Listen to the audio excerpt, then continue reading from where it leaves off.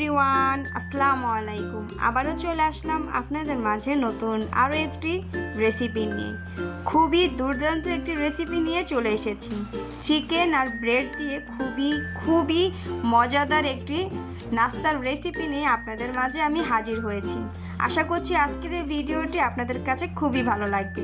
ভালো লাগলে অবশ্যই আমার চ্যানেলটিকে সাবস্ক্রাইব করে আমার পাশেই থাকবেন। তো চলুন শুরু করা যাক।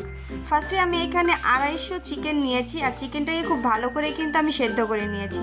2টা আলু আমি খুব ভালো করে ম্যাশ করে নিয়েছি। হাফ কাপ আমি দিয়েছি পেঁয়াজ কুচি, 2 টেবিল চামচ আমি দিয়েছি কাঁচামরিচ কুচি, হাফ কাপের একটু কম গাজর কুচি দিয়েছি, আর দিয়েছি ক্যাপসিকাম। আমি এখানে ক্যাপসিকামটাও 3 টেবিল চামচের মতো দিয়েছি।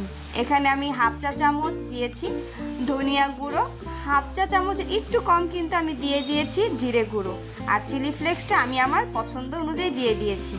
ঝাল যে যার টেস্ট অনুযায়ী দিতে পারেন, যে যতটুকু ঝাল খাবেন তার পরিমাণটা ততটা বাড়িয়ে দেবেন।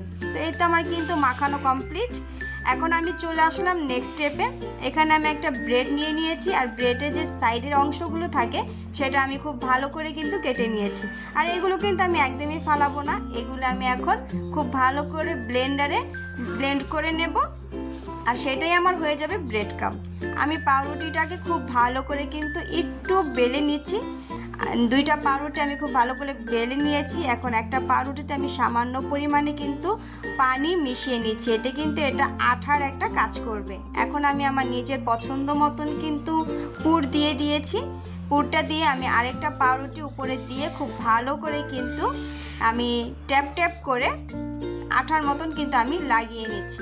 তো দেখতেই পাচ্ছেন আমি খুব সুন্দর করে কিন্তু একটি নাস্তা রেডি করে নিয়েছি। এখন আমি সাইডে আরও একটা মিশ্রণ তৈরি করে নিচ্ছি। এখানে আমি 3-4 কাপ আমি এখানে দিয়ে দিয়েছিলাম কর্নফ্লাওয়ার, হাফ কাপের একটু কম আমি এখানে দিয়ে দিয়েছিলাম ময়দা। এখন অল্প অল্প পানি দিয়েছি, আর পরিমাণ মতো একটু লবণ দিয়েছি।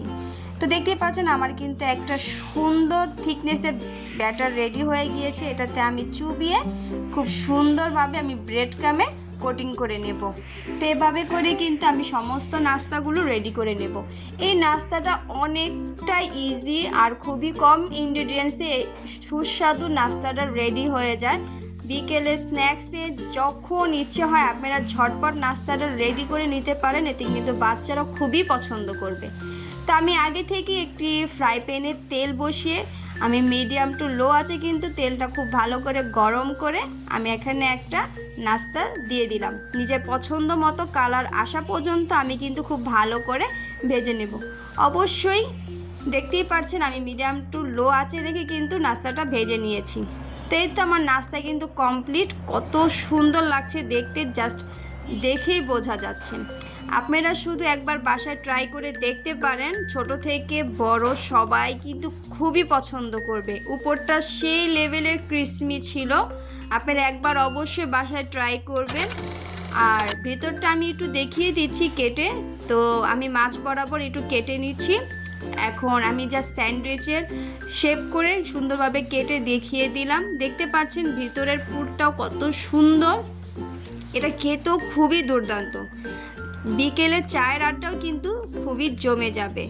তো আজকে এই পর্যন্তই, আশা করছি আবারও দেখা হবে অন্য কোনো ভিডিওতে। সে পর্যন্ত সবাই ভালো থাকবেন। আল্লাহ হাফিজ।